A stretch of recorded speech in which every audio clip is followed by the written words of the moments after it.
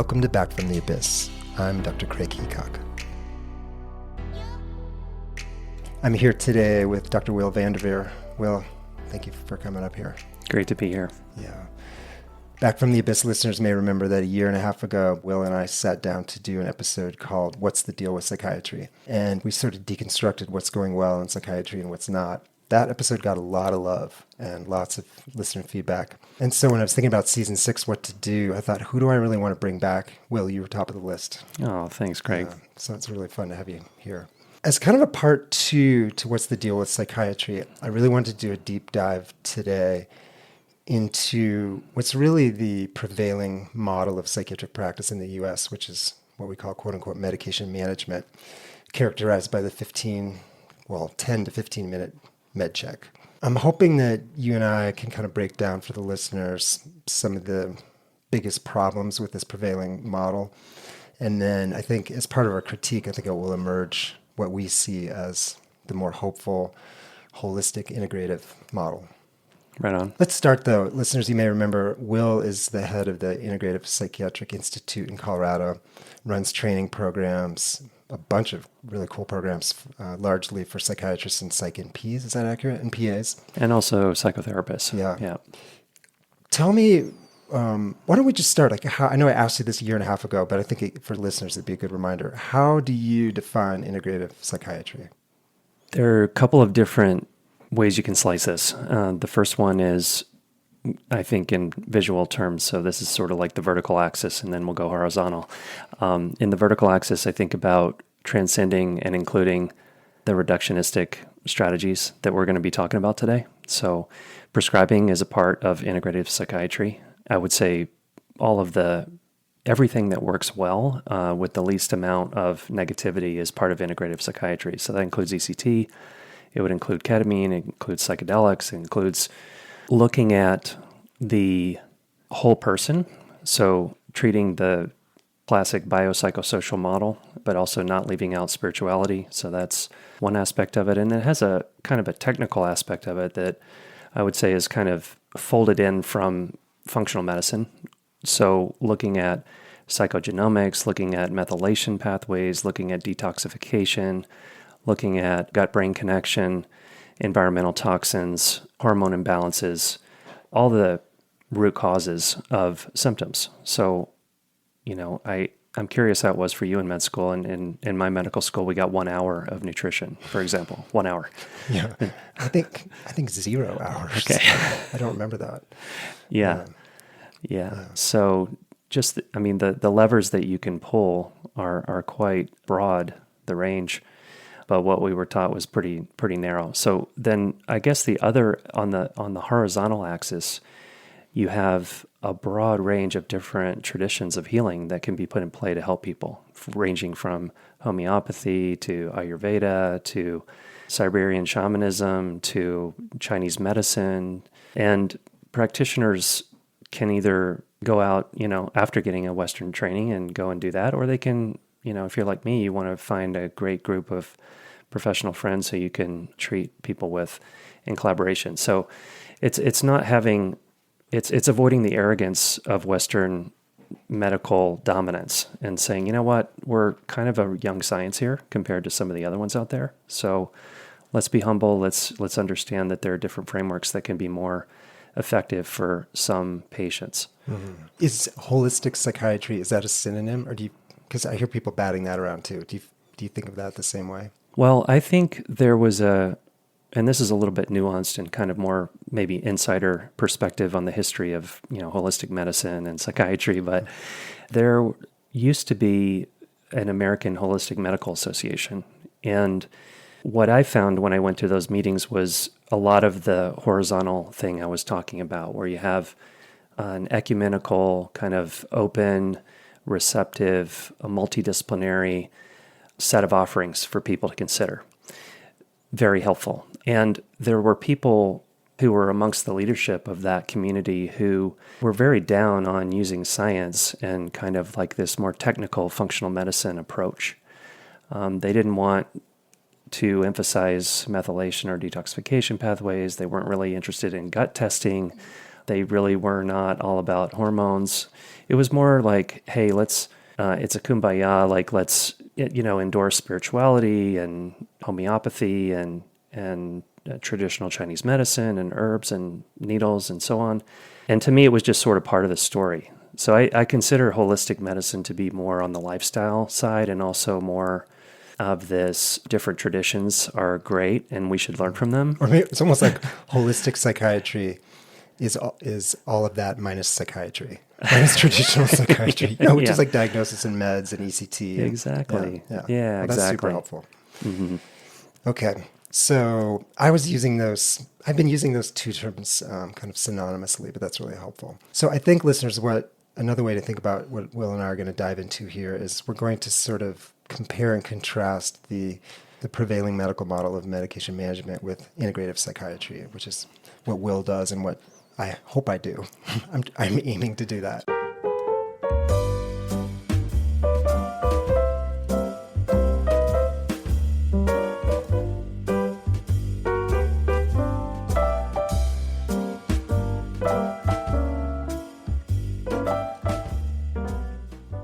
I thought this would be fun if Will and I surprised each other, and of course surprised you listeners. So I asked Will to come up with his 5 top reasons why medication management is mostly doomed to fail. And I came up with mine. And we don't know what we each have. I have a couple guesses what Will might say, but again, actually, I think it will be interesting if there's things that we totally agree on, if we have the exact same thing. So we have, I actually wrote down 6 because as an enthusiast on the Enneagram, I can't just do 5. I had to go one more and do. It's not my achieverness. It was totally out of enthusiasm. I was so excited I did 6. I love it. So you're a 3, right? I'm a 3, and as an achiever, I had to have 6 on my list as well. That is so good. Different reason. Oh, that's so good. 3 meets 7 with the same behavior but different driving force. Oh, I love that. That's fun. That's funny because I bet Will come up with 6, but again, for a different driving reason. Yeah, that's really good. Okay. All right, so let's dive in. Will and our top 10 are actually maybe 12 reasons why medication management, at least as practiced in the United States, is mostly doomed to fail. So Will, why don't you kick off with your first one? Number 1 for me is that symptom management with medications can never resolve the root causes. So we're limiting ourselves to superficial results.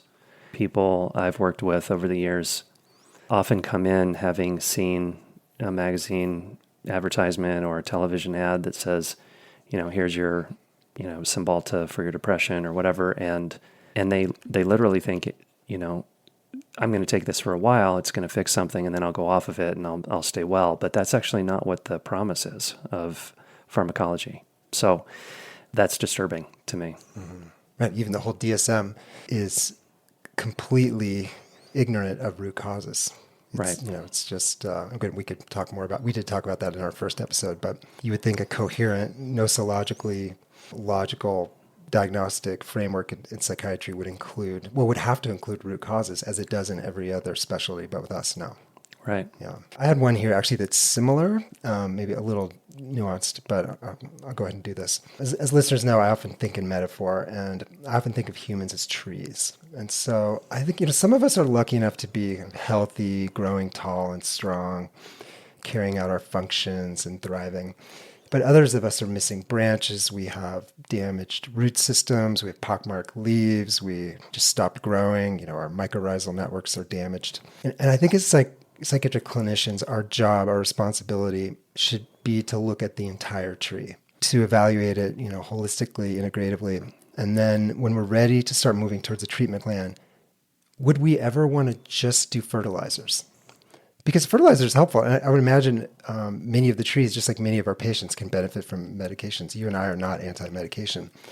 But in this metaphor, which I think is actually really accurate for psychiatry and for the human psyche, to exclusively focus on fertilizers, aka chemicals or drugs, is to totally miss the point. In fact, I'd say it's pretty insane. I think if you think about a tree, what could the tree use? It could use some fertilizer support. It could use, more or less water or different mycorrhizal network or other trees of the same species in proximity, or maybe it needs a thorough pest assessment, or maybe it was just planted in the wrong place. It's never like someone put it there and it's never going to grow there. And it's just kind of a losing proposition. And I think, again, this is part of what makes integrative psychiatry, or I would argue good psychiatry, so interesting and powerful, is that we're not just doing fertilizer management. Like, we're looking at the whole tree. Like, how can we help this tree grow? Yeah. And how fun is that? And how sad that, the prevailing model is we're going to be fertilizer managers. It seems kind of boring, doesn't it? It does. And also just, I have a lot more to say on that. Yeah. Okay, so. I love the metaphor, and this could be a tangent, but what comes to mind as I listen to your metaphor is, we also are dealing with, in this tree, acid rain. We're dealing with soil depletion. Mm-hmm. We're dealing with problems with ozone and air quality. Yes. And so there's this sort of ecological approach that, maybe takes us out of the organism per se, but I think that's another drawback that's not so much of a drawback specifically of psychopharm, but the notion that the individual is the holder of the disease, as opposed to, maybe more of a Gabor Mate point of view of like toxic culture, and why are we seeing this hockey stick of, increases in mood disorders and everything that ails you? Anyway, another. No, but that's so good. I often use this tree metaphor with patients, but I know I usually focus on the tree, but I love the whole climate, poisons, like everything that's happening around, which is your neighborhood and your friends or lack thereof, or your work, or even the water you're drinking at home. Yeah, all that. Okay, what's your next one? Okay, number 2, and this one's a 2-part one, so I'm going to start with the first one. The premise and the promise of psychopharmacology treatments are both wrong. Well, there we go. Okay. Case closed. Jury's out. Okay, everybody go home. I guess we can stop recording. All right, good. Bye. See ya. Go back to Boulder. So the number 1 is the premise is reductionistic, that a grab bag of symptoms represents a discrete biological disorder. So we touched on that a little bit a minute ago, but this phenomenological approach to diagnosis, which it's kind of crazy, It's like you're painting a picture of a thing, and you're not ever asking the question, where did this come from? What's the naturalistic course of this condition? What adverse experiences in childhood? What traumas? What terrible dysbiosis from the fast food and so on. So I'll leave it at that. What's your? I like that. Is it a 2-part? You want to do your second part? I'll save the second one. Okay. I actually had a similar one that I'll just tie in with that. I said that the medication management assumes that our diagnoses make sense and they stand for something real, when in fact they mostly don't. And by real, I mean something that actually is coherent, sort of genetically, epidemiologically, root cause, all that. I said that medication management supposes that our medication categories hold up under scrutiny, and they don't. As listeners back from the abyss know, most antidepressants aren't antidepressants. Most mood stabilizers aren't mood stabilizers. Most antipsychotics are not antipsychotics. Yeah. So, and this is maybe gets to the core of it for me. Arguably, the core diagnosis of the DSM is major depressive disorder. MDD. MDD, recurrent, severe, there's like 50 MDD diagnoses.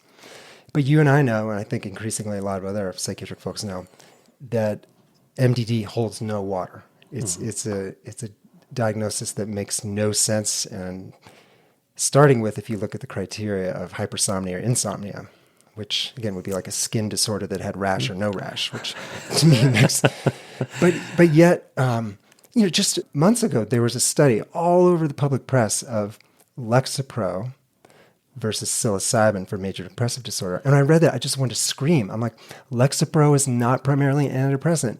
Major depressive disorder is a fake DSM category for probably a whole combination of like neurotic depression and adjustment and demoralization and spiritual crisis and anxiety-fueled depression and trauma depression and so forth. And so all these people spent all this time and energy studying and talking about a non-antidepressant for a non-diagnosis versus mushrooms, which just seems like really a big waste of time and so sad because it could have been much more interesting. So, I said, so underneath each diagnosis of quote unquote major depressive disorder, there's a whole story. There's this entire world waiting to be discovered. And this process of uncovering through deep, compassionate curiosity, this is so much of the joy and mystery and wonder of psychiatry and the first steps toward meaningful treatment. When I have psych NPs rotate with me, I'm always telling them, like, diagnosis is the least interesting part of what we do and the most specious. What's most interesting is what is happening for this person and why. Like, that's the cool part. But as soon as you put a label on it, MDD, recurrent severe, it's like, oh, that's what this person is. Like, right. Which is, to me, is like saying, severe. Like, that took a lot of work to come up with that. Yeah, I always took a very cautious approach with diagnosis because I could see the drawbacks and the benefits, and it's organizing to know what you're kind of working with and, to take on the path of healing MDD. But the dark side is that it can become an identity, right? And then all of us have this shadow, right, in our psyche where the victim lives and where we look for excuses for our lives, right? And so the dagger in the heart is, I can't, ... It's like fill in the blank because I'm bipolar or because I have PTSD or whatever. It's not to diminish the level of suffering. I mean, it's unbelievable how much people suffer. That's not where I'm coming from. Where I'm coming from is like, I think we have to, as practitioners, instill hope and illuminate a path for people so that they can stop getting stuck in this, it's not really a prison industrial complex, but it's like a mental health industrial complex. And you can get stuck in there for decades. Sentenced to 12 diagnoses and 14 meds. Exactly. And, I want to come back to this psilocybin Lexapro study. I think you're talking about the New England Journal publication, Robin Card Harris. He gave a really interesting talk in our institute when that came out a couple years ago, and he was talking about basically setting up a protocol that is a tried and true industrial psychopharm protocol to demonstrate that psilocybin could be as effective as Lexapro in this sort of like 6-week endpoint and, 12 weeks. So that there is sort of that side of it too, which is kind of interesting, is like, how do we work inside the system like you and I are in the system? And how do we continue to subvert and improve and update the system without just, going out of our minds with frustration and impatience? And it's an edge, of like, well, how many more decades can I stay in this game of trying to change things from the inside out? It's challenging. Mm-hmm. You are changing things. I hope so. Yeah, that's why I wanted you to come. My therapist is helping me give myself more credit for the things I'm doing. Yeah, it's part of any type 3. I think you just keep telling yourself you're not enough. You just keep moving the ball, right? Gain 14 yards. I need to gain 17. Exactly. Loser, come exactly. on. Surely I can do better. Yeah. Yeah. And for me, like, ooh, that was fun to gain 12 yards. I bet it'd be more fun to gain 14. I'm going to try that. Yeah. Is it your turn? I think so. Yeah. I'm going to call this, well, let me go to, part 2. I think we've already covered this, but part 2 of the premise and promise problem is that the promise that a drug that manipulates a neurotransmitter or a few neurotransmitters can resolve anything is a false promise. So, there's just way more to the story of, like you said, like what's going on for this person right now and how can we meet them and support them to take the next step. It's more than just serotonin. It's more than just dopamine. When I was training in the 90s, we were still being spoon-fed this serotonin hypothesis that was a marketing byline. You got a serotonin deficiency. Here's your SSRI, right? Mm-hmm. We believed that. I mean, there was no neuroscientist anywhere who would vouch for that theory. There was no evidence to support it. And it's largely been thrown out. Mm-hmm. But we were telling patients that. It's disturbing. Yeah. Probably a lot of what we're telling patients today is total bunk too. I know. Like more and more, so many people ask me, how does this med work? And I said, do you want me to give you the party line or the truth? And, the truth is like, we don't even have any idea. Right. Like, blah, blah, blah, ion channel, blah, blah, blah, NMDA. Right. But really? Right. Like, why does this make you hate yourself less? I mean, who knows? Yeah, exactly.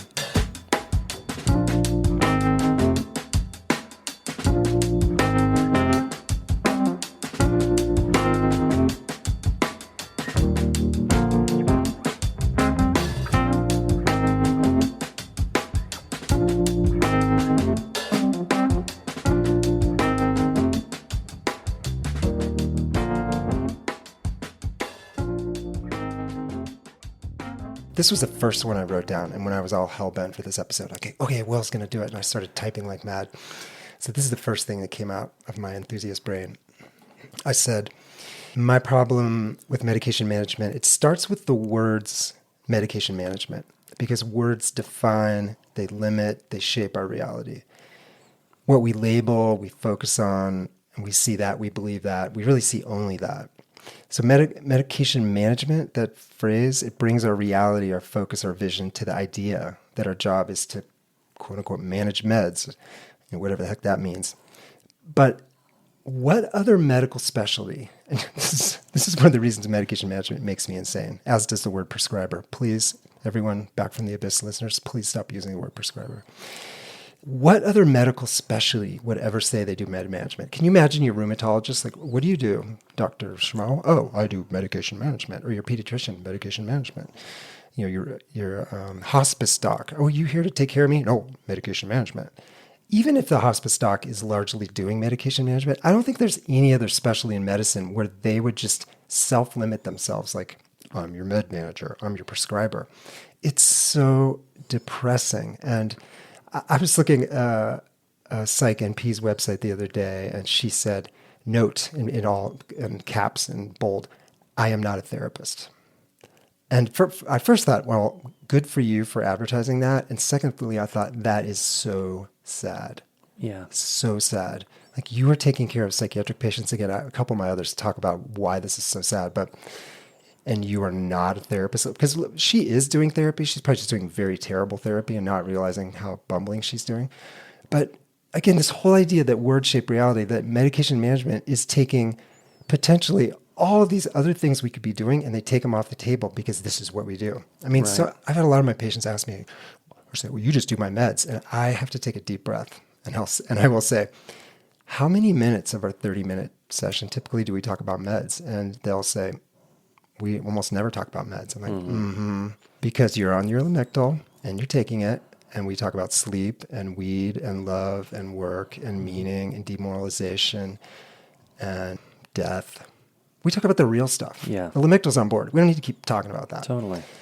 So, I just feel like why we would, limit ourselves, our possibilities. It's like, we toss out all these potentially effective tools, and we say basically we have this hammer, this med management hammer, and that's the only tool I need because I'm a hammer manager.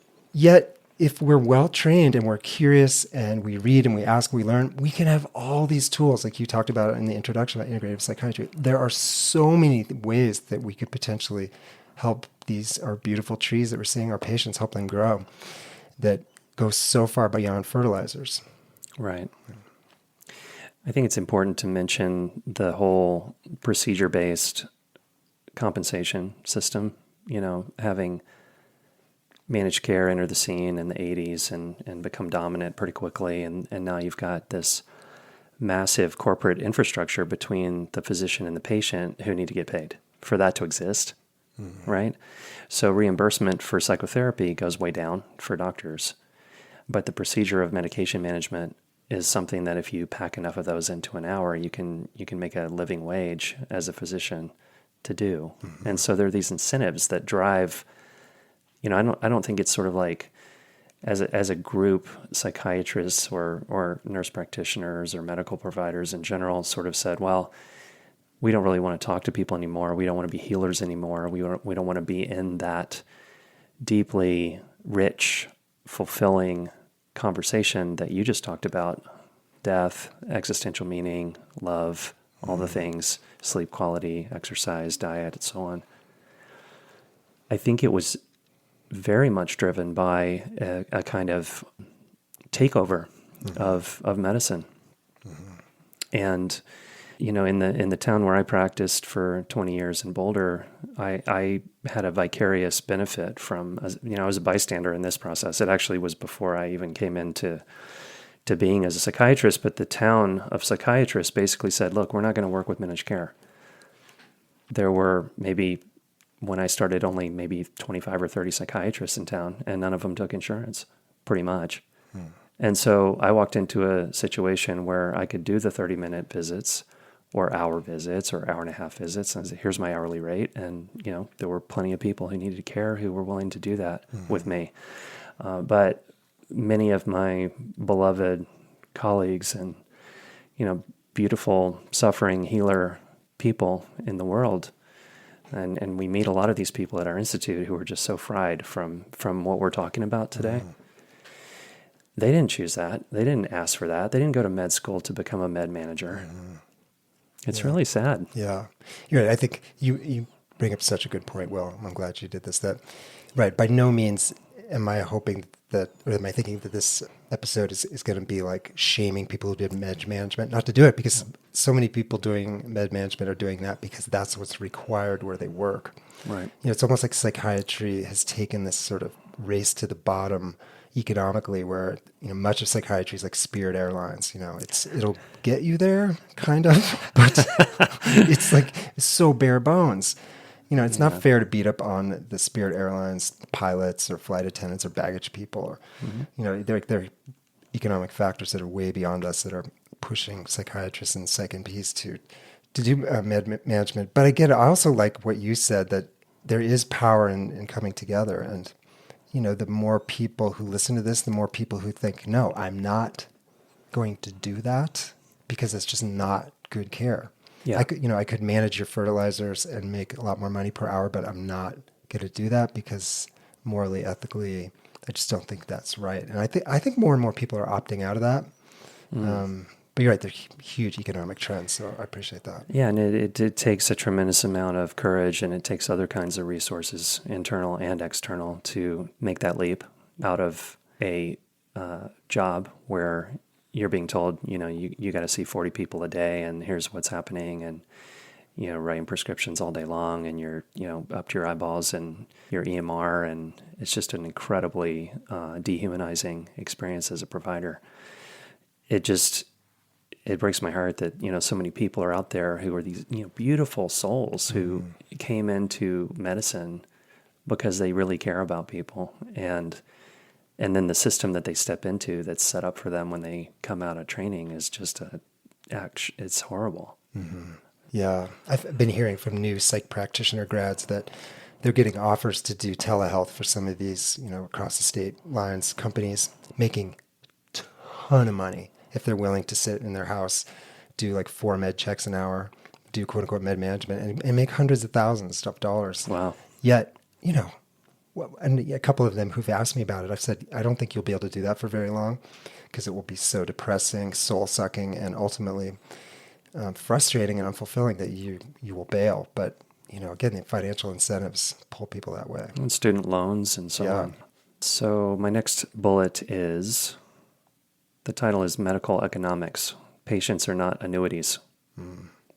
That comes from this, you have to take this for the rest of your life philosophy, right?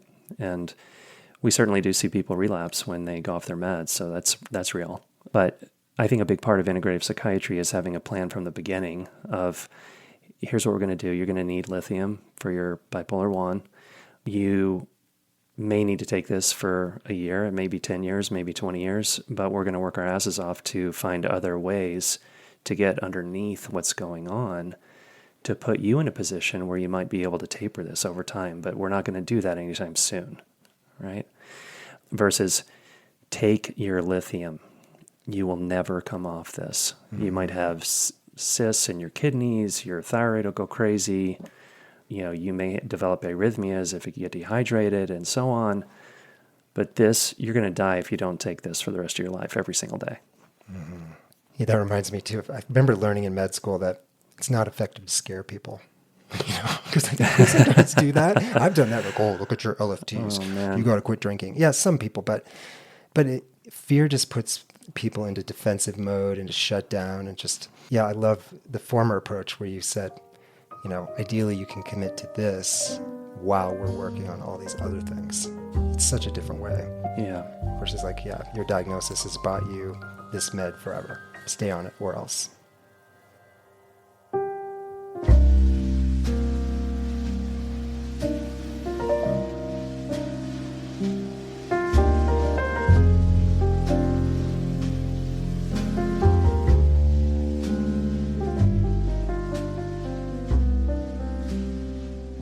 What's your next one? I have one, let's see. I have a couple that are trauma related. Let me jump in here. So another one I had was, and I've talked about this on Back from the Abyss before, this idea that for so many years I had all these chronically depressed, affectively restricted patients, and they looked very quote unquote depressed. We're trying all these depression medicines. And nothing ever really worked for a bunch of them. And it was really not until I met Saj Rasvi and started learning from him, I thought, this isn't depression in the way we think of endogenous unipolar, bipolar depression. This is dissociative freeze, this is dissociative numbing. These people look depressed, act depressed, describe being depressed. That's not the core. The issue is cold symptoms of traumas. Yeah. And so all over the country, there are countless people in med management who have quote unquote treatment resistant depression and anxiety. And they're not getting better. Why? Because they do not have, if you will, sort of an endogenous, genetically mediated unipolar, bipolar anxiety disorder. They have trauma. Mm-hmm. And I think the key point here is that most psychiatric meds do almost nothing for trauma. Propranolol can help, and clonidine can help, and maybe prazosin and ketamine. There are things that can help, but the vast majority of things you get at Walgreens do nothing for trauma. But all these well-meaning psych clinicians who are trying to treat complicated people in 10 to 15 minutes are seeing these quote-unquote very depressed people aren't getting better. Abilify, Latuda, and it's doomed to fail. And that's a significant percentage of who we see in our psychiatric offices. Absolutely. It's something that just drives me crazy is this term treatment resistance, where I think we need to rename that provider ignorance. Yeah. I mean, I mean, people in back wards who, who've been, in an institution for decades who have nobody check their thyroid, right? Mm-hmm. Or like you're saying, the legions of people. I'm curious what you think, what percentage of people do you think who are getting med management actually have one of these endogenous conditions? Yeah. Well, a brain disorder. I think so many of the easy to treat people go to their PCP, they get on venlafaxine, on escitalopram, and they are better. Mm-hmm. That's not who we see. Yeah. So we see people who are more complicated or sicker. And, as you and I both know, what's the number one thing that complicates psychiatric presentations? Well, maybe alcohol, but really it's trauma. Yeah. Trauma is the great masquerader. It's the great magnifier. It can create basically every psychiatric syndrome almost in the DSM could be exclusively from trauma, partially from trauma, exacerbated by trauma. And, I was very ignorant to this for much of my career. It was only until starting this podcast and starting to talk to trauma-informed people, starting with Saj, that I thought, I have been missing the boat big time. Yeah. And again, well-meaning, trying to treat people pretty much exclusively. Well, I was doing a lot of psychotherapy too, but trying all these meds and nobody getting better, and I realized they were not depressed, not in the endogenous genetic thing. So back to your question, of people doing psychiatric med management in the U.S., what percentage of their treatment-resistant depression is primarily trauma-fueled? I mean, I'm curious what you're going to say. I was going to say 2/3, half. Yeah. I was going to say 80%. So, yeah. Half bare minimum, a humongous percentage. Yeah. Yeah. I think the philosophy that just makes more sense to me is, and I tell my patients this, that, all right, I haven't seen patients in almost 3 years now, but I would tell my patients this. My job is to keep looking. My job is to never stop looking for ways to turn over every stone in you that I'm aware of, and for me to keep learning. What's the next stone for me to look at? Is it EMFs? Is it PFAS in the water? Is it, what's your diversity of your microbiome in your gut? I mean, I need to keep learning so I can keep looking and trying to help you. I mean, the goal for me always was, I want to put mental health behind this person. I want them to move forward with some of the aliveness that they can, to muster the biggest amount of aliveness they can get with care in their rearview mirror, and it's not like let's give you something to cope with this permanent condition that you have. I've just seen too many people recover from trauma, getting the right kind of psychotherapy, maybe even getting into an MDMA-assisted therapy clinical trial. I had people in my practice who suffered under my care for years, under my care. Mm-hmm. Well-meaning care. Yeah. Well-intentioned. Well-trained care. Yeah. And who didn't get much help from me. I remember one person, and I have his permission to share this, coming out of my sort of pathetic care that I gave him, getting into a clinical trial that I was part of. I happened to be assigned as his MDMA therapist, which was pretty cool. And he takes the medicine, and an hour and a half goes by, it starts to kick in, and he's sitting there looking at me, and he says, "Well, God bless you. You tried hard. You tried everything you knew how to do, and you know what? None of it helped me." And he said, "This is helping me. This right here is helping me." So it's incredibly, I think it's just really gratifying as a practitioner when you afford yourself the freedom, and I'm not talking about tinfoil hats on your head or, whatever kind of cockamamie idea that might be out there, but trying to stay within the evidence base as much as possible, right? Being sober, but having this expansive, exploratory perspective with our patients of like, hey, we're on a journey together. We don't know what we're going to find out. Maybe you have heavy metals from eating too much tuna fish to try to save money because you're working too many jobs and you got this crappy relationship at home that makes you want to, all of you unraveling the tapestry of suffering. Much more fun than just, hey, let's go up by 5 milligrams on your... I know. Right. Are you so demoralized and sad because you need more SNRI, or you need to stop doom scrolling? Yes. Which I think I would bet is a top 5 exacerbator of despair of all types in 2024. It's a good one. Yeah. Wait, is it your turn or my turn? I'm getting so into this. Let's see. I think it was my turn. Okay, you already said trauma, so that's one of my big ones here. In addition to trauma, I have after that on my list gut and other biological root causes. So it's quite impressive when I had this one person, I can't remember if I shared this story the last time I was here, but it was a life-changing experience for me. 2004, I had already quit psychiatry because I was in despair at the tools that didn't work well, that didn't help enough people. And I ran across this former patient who I had worked with on very severe generalized anxiety and panic attacks, agoraphobia. He couldn't date, he couldn't barely work, couldn't travel. And I did CBT and mindfulness and an SSRI and a PRN benzo for him for over a year. And he only got maybe 40% better. So it was good for him that I quit psychiatry and left town, because he had the generosity to share with me that, and I'm so grateful because it changed my life. He said, look, I went and saw a naturopathic doctor. I got tested for celiac, came back positive, stopped eating wheat, and he was still on the meds. Within 6 weeks, his anxiety had melted away. Another, couple of months tapering his meds, still no anxiety. So it just changed. When you have an experience like that, it's like, oh my God, like here's another lever that I could use is actually looking at foods. Mm-hmm. Yeah. Yeah.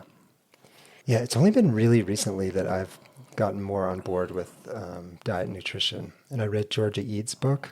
Do you know who she is? No, I don't think so. Yeah, she wrote a book called, I think it's Change Your Diet, Change Your Mind. But the gist of her book is that it's kind of Chris Palmer-esque, which is that the brain really does better when you run closer to paleo. Mm-hmm. And the less sugar, less carbs in the diet, just the better the brain works for all sorts of reasons. And I was actually a pretty interesting wake-up call for me. Because for a while I've been telling people, I think you should, people ask, how should I eat? I said, I think you should eat to try to keep your blood sugar stable. Mm-hmm. But after reading that, I think that's true, but it's bigger than that. It's that we really need to think about how the brain runs. And, this idea that for most of human history, there were no carbs. I mean, if we were lucky, we could smoke out some bees or maybe eat a little fruit, but, we lived on plants and meat for hundreds and hundreds and hundreds of thousands of years. And that's what our brain evolved to run on. And at one point in the book, Georgia Eads says, the perfect brain food is eggs. And she goes this 4 pages why eggs, and that's kind of what I live on. I'm an eggetarian.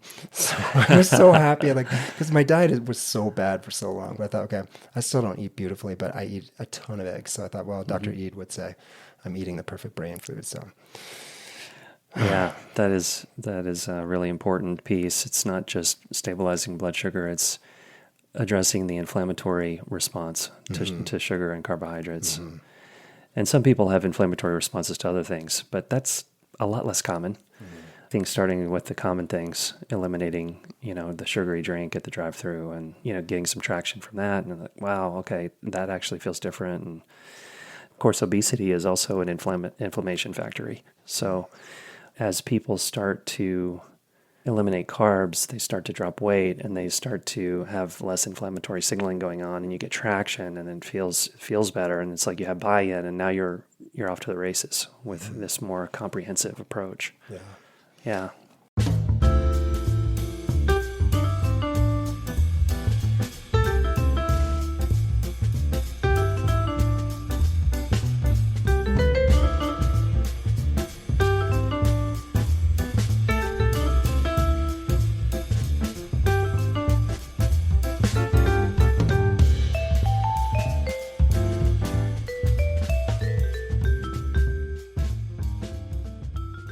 Here's my next one. So this is another one related to trauma. The truth is so many people that come to psychiatry carry big T trauma, the big scary stuff, oftentimes childhood trauma.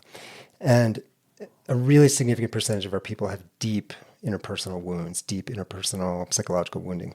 And these wounds not only affect them in every aspect of their life, they affect, surprise, surprise, the doctor-patient relationship. I would say that to pretend that we can do quote unquote med management with a wounded soul, with someone who's been hurt deeply by other people, that we can just leave their psychological issues to the side, for the outside adjacent therapist, and we can just focus on the chemicals. This is utter folly. Because for so many of our patients with big T trauma, the first step, the step of healing starts with therapeutic relationship. It starts with safety. It starts with trust. It starts with a relentless ongoing assessment of the relationship, which are all core psychotherapy skills. Again, whether you are a person in a psychiatric clinician who does psychotherapy or not, you are doing some therapy. You just may be doing it poorly and not thinking about it, because I would argue psychotherapy actually creates the preconditions to optimize medications. So by definition, I would say medication management excludes all of this. It pretends that mind and body and spirit are separate, and that we can somehow focus exclusively on the neurotransmitters, and that somehow then we can be effective clinicians. Absolutely. Totally agree with you. The relationship between the clinician, in this case we're talking doctor-patient, it's unfolding whether you're attending to it or not. Right. I know. It's it's already there, and it's people are having responses to us as providers, right? Yeah, and we are to them. Mm-hmm. And so you can either decide to make the most of that, or you can try not to acknowledge that it exists, but whether you acknowledge it or not, it is there. Yeah. And it's playing out. And I think that ties into this other piece that, is kind of related for me in my list is and it's kind of like in the psychospiritual realm that you're talking about is, I'm a huge fan of Viktor Frankl and Man's Search for Meaning. And I think that when I look back at my career, one of my regrets is not leaning in harder on existential meaning. And, Freud said that it was like love and work that were the two sources of that. And I think that's largely true. But there are other things that happen that are deeply meaningful for people. Pursuing their creativity, right? Their art, or performing philanthropic acts, or, volunteering in their community, helping other people, and so on. These are, like, if you're not nourishing your soul, there's no medication that's ever going to be able to touch what you're dealing with. Yeah. Yeah. It's critical. It is critical. Yeah. All those existential principles, like Yalom's Existential Psychotherapy, that's on my bookshelf. And sometimes between patients, I just look up at it, just the book, and it just kind of, I almost have like a little meditation on it. And I love Yalom. I'm such a hero of mine. But just those principles of if you just go in on those, on death and meaning, it's just, there's so much there. Yeah. I love that. I think, do you have one more, or is that? So there's a misleading dimension to med management, which is that the chemical is going to do the work of the healing, right? And so we misinform people about the amount of effort that it's going to take to get well and stay well. And I think about the level of effort that I put in my life to get well and stay well.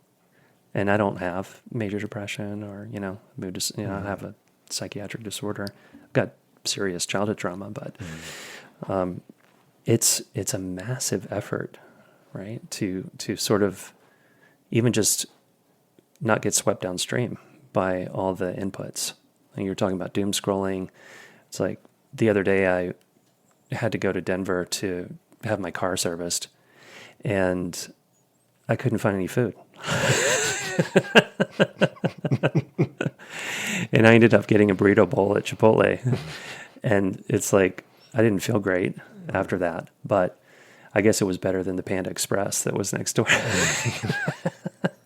Anyway, I think it's important that we are honest in a forwarding way with our patient. I don't mean telling truths that can't be integrated, but I'm talking about truths that help people begin to mobilize their energy toward healing, right? It's like, let's map out one step at a time. Have you ever met anyone who goes to McDonald's every day who feels pretty good? I think Donald Trump eats a lot of McDonald's. Bill Clinton did too. Okay. Anyway, so the misleading is kind of dark. And having people, just going back to underline the point about the annuity, I didn't really go into much detail there, but just the idea that you're going to give somebody a medicine that, and then you're going to tell them they need to take it their whole lives, and then it's going to have withdrawal effects when they go on vacation, forget it in their bag, or, it's like there are penalties involved in going off the medication if it's not done in a way where you're actually doing this fundamental root level support in order to prepare them for an eventual med taper. It's intense to look at that whole system and how many millions of people are on these drugs. I'm talking to my people always about functioning because, everybody wants to feel better. And, whether it's a ketamine treatment or long-term psychotherapy or lamotrigine, I'm telling people, I want you to feel better, but that's not the measure. The measure is when you're getting up at a healthy time every day, when your substance use has been cut back to some manageable level, when you have at least one or two meaningful, close, trusting relationships, when you're moving your body. And until those things are happening, you're not thriving. You're not well. And I think that actually ties into this last one I have here. And interesting, we were talking about kind of soul and soul sucking. And my sixth reason that med management is largely doomed to fail is that med management, I think, is very soul sucking. And it can be very alluring because you can come out of residency or out of Psych NP training, and then you see these jobs advertised for a ton of money, benefits. All you have to do, you have to just do med checks. In fact, you could sit in your PJ bottoms at home and just do it there and make a ton of money. Just do med checks all day long from just random people around the country. But the reality I think that model misses is that psychiatry is, I would argue, the most intimate of all the medical specialties. We are the specialty of secrets, of violence and sex and drugs and guilt and existential despair and just endless wells of shame. And we see people at their most vulnerable. We see them at their most desperate. And this also gives us a chance to do incredibly meaningful work. So why wouldn't we choose to work integratively if we could, rather than just chemically? Because to look at the whole tree and treat the whole tree, or even to think about the whole environment of the tree, is so interesting and challenging and profoundly meaningful. I mean, I can't tell you how many times I'm doing my favorite graveyard run here in Fort Collins, and I'm thinking about countertransference. It's one of the, I usually do like my podcast brainstorming and my countertransference analysis when I run. And I'm thinking like, why did I have that sick feeling in my stomach when that patient left? Like, what was that? It's like my stuff, their stuff, our co-created stuff. It's so fun. And, when I do mentoring and consultation with folks all around the country, so often what comes up are countertransference issues that haven't actually been identified. And I'm helping people really monitor like what's going on inside of them and, getting in the richness of the human connection. And I always say to them, like, isn't this so much more fun than prescribing Prozac? Again, maybe the patient's on Prozac, fine. Right. Give them their fertilizer, but let's move on. Because I think what we do is really hard. What we do can be soul-sucking, but what makes it not soul-sucking is this connection. Well, I haven't seen you in a year, but like, it's so great to see you because we have this cool connection. We see each other not very often, and like, love you. Whenever you see them, like, oh, there you are. Yeah. And, this is the stuff of humanity. And, I really think medication management drains our energy, our vital force. I think these 15 to 20 minute med checks are a recipe, not just for the patient not getting well, but for the poor clinician to just, you see these people come into IPI, like, how can I change my life, change my practice? Yep.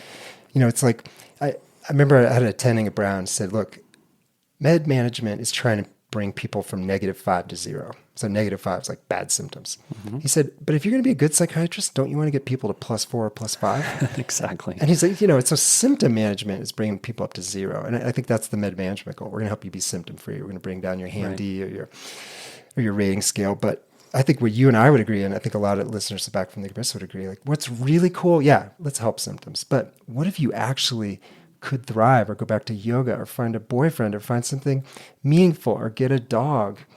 Just like, wake up in the morning and think, God, the world is beautiful. And there's just a lot of amazing stuff. And, and the ongoing relationship with their therapist or Psych NP or psychiatrist is a place of meaningful connection that, maybe some scripts come out of that, fine. But like, that is so not the focus. The focus is this, like, I'm pointing at you and I'm making a little circle between us. This is why psychiatry is so cool.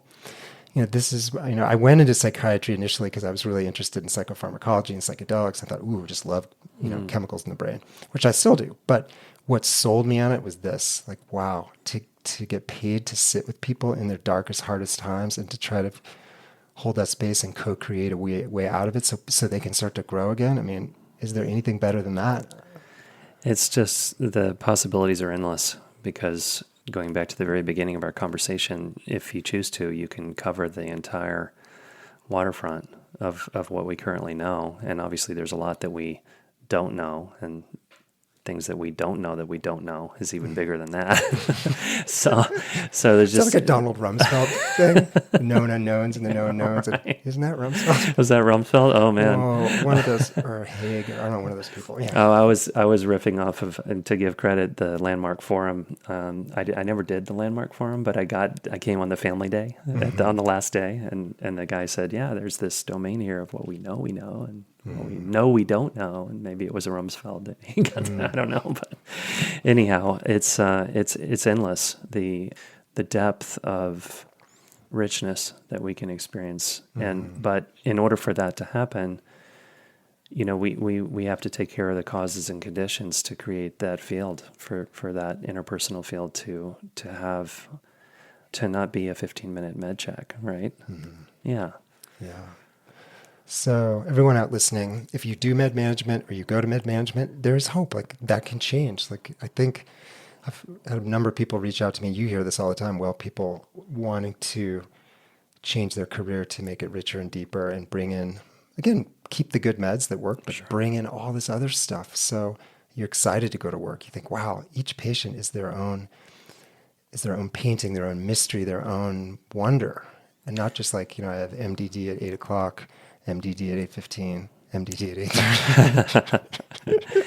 Well, and the other cool thing is that each practitioner is their own work of art too. Mm-hmm. And, we have students, it's fun to keep in touch with people as they kind of graduate from the institute and go on to do really cool things. And, we've got people doing singing bowls and people working in clinical trials and people going deep into energy medicine or hormones or, gut health. And there's so much to explore and ways to be enriched in the depth of our individuality as providers, mm-hmm. right?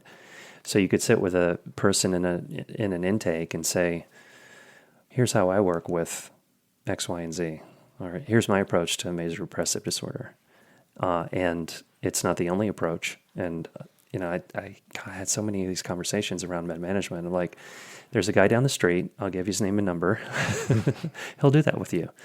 That is very unfulfilling for me. So and I've seen people be able to get better results with how I do things. So mm-hmm. I gotta get on board with a treatment plan that I'm confident is going to yield good results, mm-hmm. But like I said, it's a journey to unravel all of the inputs from not just medical training, but enculturation, our primary family, our childhood traumas that teach us that it's not safe. We're not going to get the love we want if we are who we really are. Mm-hmm. Yeah. Yeah. Yeah. Well, this has actually been even better than I'd hoped. And I'm sometimes delusionally optimistic. This was even better. So thank you so much for coming up. So we're going to sign off. Will and I are going to go walk somewhere for lunch and then enjoy this beautiful weekend. Thanks so much for having me, Craig. Yeah. It's great to see you. It's great to see you.